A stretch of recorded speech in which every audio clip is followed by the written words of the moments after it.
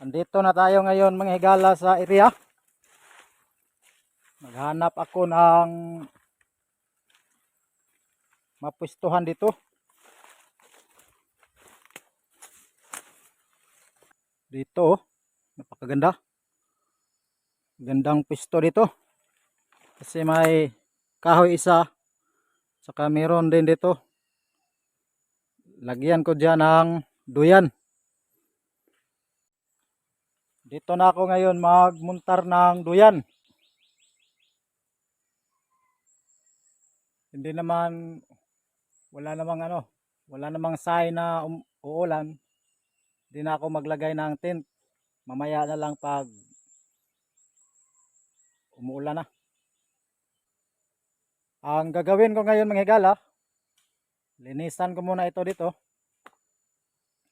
Pagkatapos kong malinisan, maghanap ako ng tubig. Tingnan natin kung meron bang tubig dito na malapit lang.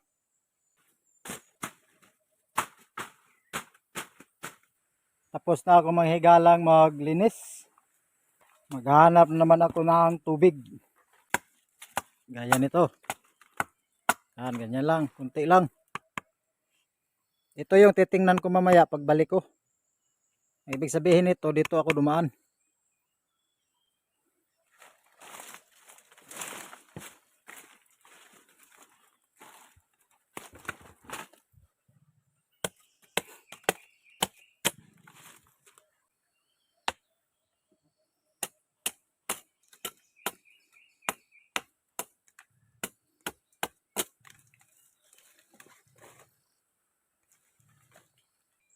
May nakita na ako mga higala na tubig.